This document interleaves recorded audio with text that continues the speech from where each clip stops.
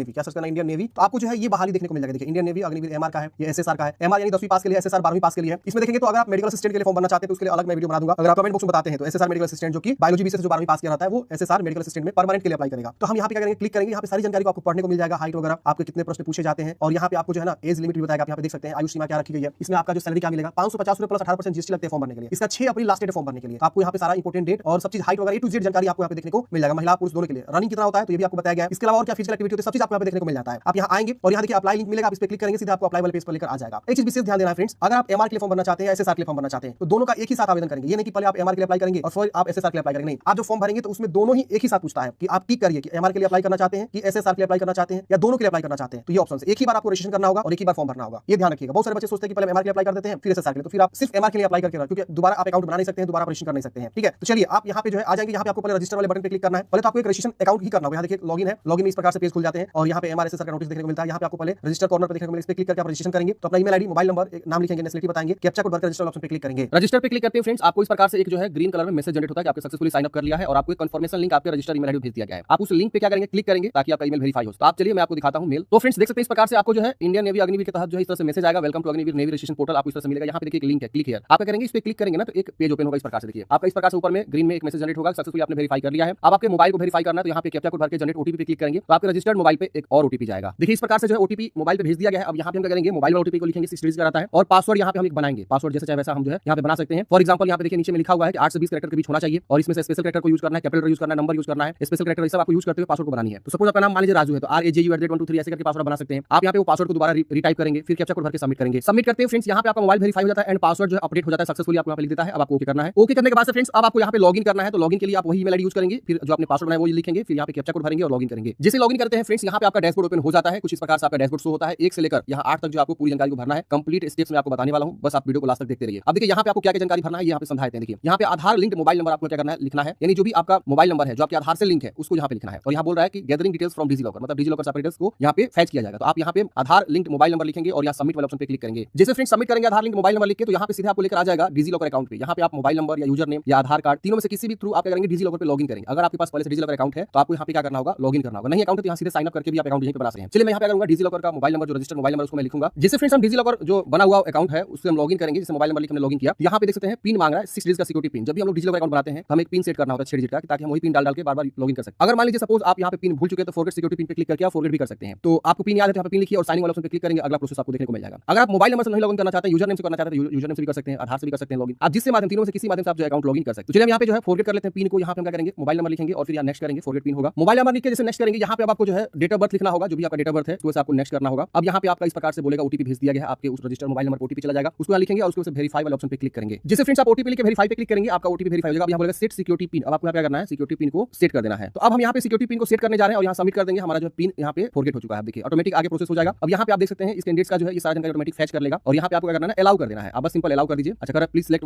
One या मोर option, यहाँ से आपको सिलेक्ट करने के लिए बोला जा रहा है, आधार कार्ड, डोमिसाइल, ये सब आप जो सिलेक्ट कर लीजिए। एक भी सिलेक्ट कर सकते हैं, दो भी सिलेक्ट कर सकते हैं। उसके बाद आपको क्या करना है, अलाउ कर देना है। आप अलाउ कर देंगे, ये डाटा क्या होगा, फैच करेगा डिजिलॉकर से आपका मार्कशीट, आपका आधार की जानकारी, आपका एड्रेस, आपका नाम, फादर नेम, सब ऑटोमेटिक फैच करेगा। फैच किया और यहाँ पे देख सकते हैं ऑटोमेटिक यहाँ पे यूजर कंसेंट सेव्ड सक्सेसफुली यहाँ पे लिख देगा। अब यहाँ पे आप नीचे आएंगे तो देखिए आपका आधार कार्ड ऑटोमेटिक ले लिया है, अल्टरनेट मोबाइल नंबर पूछ रहा है, यहाँ डेट ऑफ बर्थ आपको पूछ रहा है, वो आपको बताना होगा। और यहाँ पे एनसीसी है, स्पॉन्सर्ड कैंडिडेट्स हैं तो आप यहाँ पे बताएंगे, वरना से छोड़ देंगे। अगर मान लीजिए एनसीसी तो एनसीसी टिक करेंगे, नहीं तो अंटी रखने देंगे। स्पॉन्सर है तो स्पॉन्सर कैंडिडेट्स, जो भी आप अपने अकॉर्डिंग यहाँ से बताएं, ठीक है। उसके बाद यहाँ पे आपको अपना मिडिल नेम और लास्ट नेम लिखना। मान लीजिए आपका नाम यहाँ पे आया हुआ तो आप यहाँ गलत हो गया है क्योंकि एक ही बार में एक ही फर्स्ट नेम में डाल दिया, तो आप यहाँ पे उसको मिटा के और फ्रेश यहाँ पे लिख सकते हैं। फिर यहाँ पे पेरेंट्स नेम में आप अपने माता या पिता का कोई भी नाम लिख सकते हैं, गार्जियन नेम में भी वही माता या पिता का नाम लिख सकते हैं। और यहाँ जेंडर आपको बताना है मेल फीमेल। यहाँ पे आइडेंटिफिकेशन मार्क्स से बॉडी में क्या पहचान है, तीर का निशान है, कटक निशान, जला का निशान है, दूसरा बॉडी में क्या पहचान है, फिर यहाँ पे आप मैरिड है या अनमैरिड है ये बता देंगे। फिर यहाँ पे आपको फोटोग्राफ अपलोड करनी है। फोटोग्राफ का फाइल साइज बोला गया 100 KB मैक्सिमम, जेपीजी या पीएनजी में होना चाहिए। सिग्नेचर यहाँ अपलोड करना है 50 KB मैक्सिमम साइज बोला गया। फिर यहाँ निवास सर्टिफिकेट अपलोड करना है 300 KB तक बोला गया है। अब यहाँ पे देखिए फोटोग्राफ का गाइडलाइंस है, फोटोग्राफ का गाइडलाइंस आप यहाँ पे देखेंगे तो यहाँ पे नोटिफिकेशन ऑलरेडी दिया गया है कि आपको ब्लैक स्लेट पकड़ के देखिए पासपोर्ट साइज फोटो आपको अपलोड करना है। और यहाँ पे बोला गया कलर में होना चाहिए पासपोर्ट साइज फोटो, जो कि बोला गया है कि आपका जो है लाइट बैकग्राउंड होना चाहिए, सबसे पहले ये बात। और दूसरा यहाँ पे बोला candidates holding a black slate in front of his chest with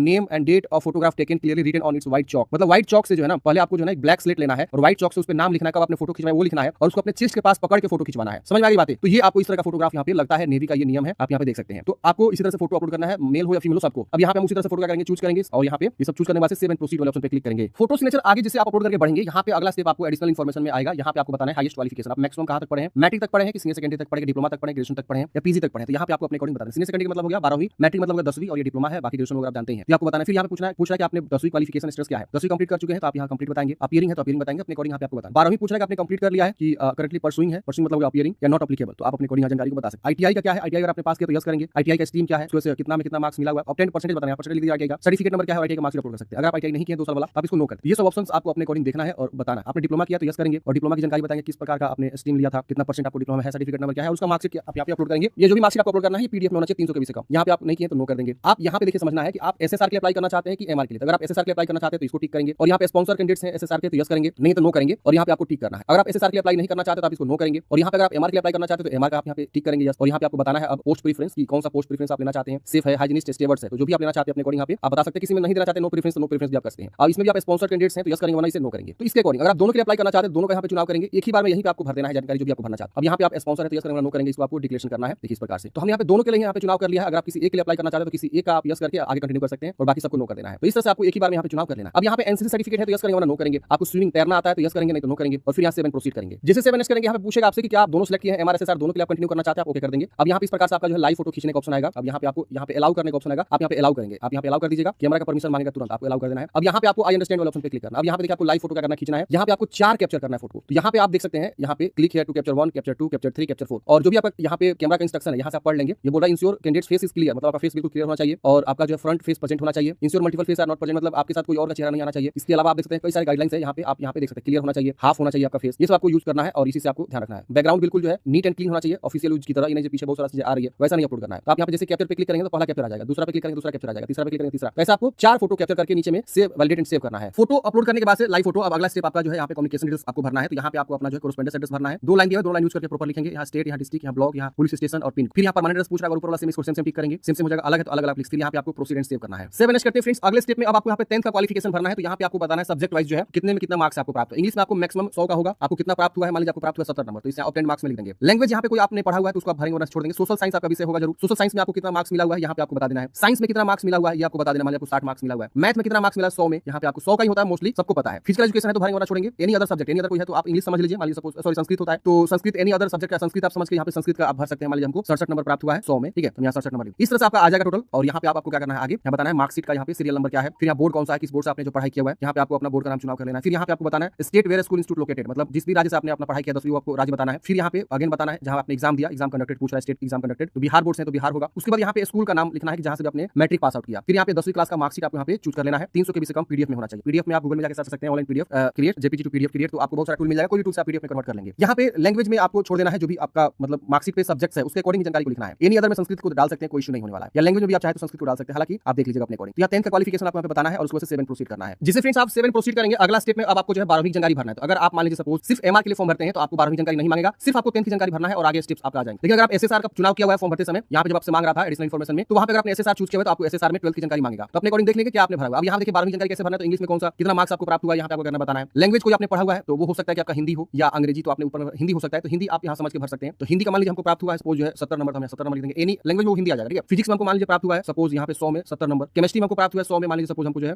80 number, तो हम यहाँ 80 नंबर लिख देंगे। यहाँ पे आपका 100 में मान लीजिए मैथ में प्राप्त हुआ है 90 नंबर, तो 90 नंबर लिख देंगे। अगर आपने बायोलॉजी पढ़ा है तो बायोलॉजी का यहाँ पे ऐड कर सकते हैं, बायोलॉजी में कितना प्राप्त हुआ है तो आप यहाँ पे लिख देंगे। कंप्यूटर साइंस पढ़े तो उसका भी आप लिख देंगे, जो आपका परसेंटेज उसके अकॉर्डिंग जानकारी को लिखेंगे और यहाँ पे आपको बताना है। अब लैंग्वेज में हिंदी को हम यहाँ पे डाल दिए हैं, वो जब आपका मार्क्स वेरीफाई होगा ना मार्क्सशीट, तो उस पे आपको कंफर्म हो जाएगा। आपको इस तरह से भरना है। बिहार बोर्ड में इस तरह से भर रहा हूँ जिसमें आपको एक इंग्लिश होता है, फिर एक हिंदी होता है, फिजिक्स होता है, केमिस्ट्री होता है, मैथ होता है, ठीक है ना। बायोलॉजी अगर किसी का है तो भरेगा वरना से छोड़ देगा, कोई इशू नहीं होने वाला है। अब यहाँ पे आपका इस तरह से जो शो हो जाएगा। अब 12वीं का यहाँ पे आपको मार्क्सशीट का सीरियल नंबर लिख देना है जो कि आपके मार्क्सशीट सबसे ऊपर में होता है। फिर यहाँ पे किस राज्य से आपने जो है आपने पढ़ाई किया हुआ है वो बता देना है, एग्जाम कहाँ कंडक्ट हुआ था वो बता देना है, फिर यहाँ पे स्कूल का नाम बता देना है और यहाँ बोर्ड आएगा, बोर्ड का नाम बता देना है। यहाँ से बिहार बोर्ड आपका जो भी है या और भी कोई बोर्ड है सीबीएसई जो भी आप बता दें। फिर यहाँ पे 12वीं का मार्क्सशीट को आपको अपलोड करना है, 300 के भी से कम पीडीएफ में आपका होना चाहिए। 7 करते हैं फ्रेंड्स। अगले स्टेप में अब आपको यहाँ पे एग्जाम सिटी का प्रेफरेंस देना है कि आप एग्जाम सेंटर कहाँ लेना चाहते हैं। अगर आप बिहार में लेना चाहते हैं तो बिहार चूज करेंगे, तो बिहार में आपको 4 जगह पे जो एग्जाम सेंटर देखने को मिलेगा। फिर दूसरा प्रेफरेंस आपको बतानी है, इस तरह से आपको तीसरा प्रेफरेंस बतानी है। आप अपने अकॉर्डिंग जो भी चाहे उसको पहले दूसरे तीसरे पर रख सकते हैं। अब यहाँ पे आपको प्रोसीड करना है, अब आपको ओके करना है, कोई एक ही जगह पर एग्जाम देखने को मिलेगा। अब यहाँ पे आपको क्या करना है ना, डिक्लेरेशन करना है और आपको आगे जो है प्रोसेस करना है। यहाँ पे आपको इस प्रकार से वार्निंग भी दिखाएगा। अगर आपका नाम और आधार में मिसमैच है जानकारी, आपको लग रहा है कि नहीं बिल्कुल सही है तो कोई इशू नहीं है, आप आगे जो है जा सकते हैं। ऑप्शनल है ये, अगर आप एडिट करना चाहते हैं एडिट कर सकते हैं। फिर हम इसको टिक करेंगे और यहाँ पे हम जो है सेव एंड सबमिट वाले ऑप्शन पे करेंगे, क्लिक करेंगे, ओके करेंगे। अब अगले स्टेप में आपका जो भी एप्लीकेशन फी है वो यहाँ पे आपका शो करेगा। तो अगर आप दोनों पद चुनाव करके फॉर्म भरेंगे तो दोनों का फी यहाँ शो करेगा, अलग अलग दिखाएगा। यहाँ पे टोटल यहाँ दिखा रहा है कितना पे करना है। अगर सिर्फ एक के लिए अप्लाई करेंगे तो किसी एक का दिखाएगा। 18% जीएसटी भी आपका यहाँ पे ऐड ऑन है। यहाँ आपको इसको टिक करना है और यहाँ पे आपको पे नाउ पे क्लिक करना है। पेमेंट गेटवे पे आपको लेकर आ जाएगा। यहाँ पे आपका जो भी एप्लीकेशन फी लगा आपको पेमेंट कर देना है। यूपीआई है, नेट बैंकिंग है, डेबिट कार्ड है, आप किसी भी ऑप्शन के थ्रू पेमेंट करेंगे और उसके बाद से फाइनल प्रिंट आउट निकल जाएगा।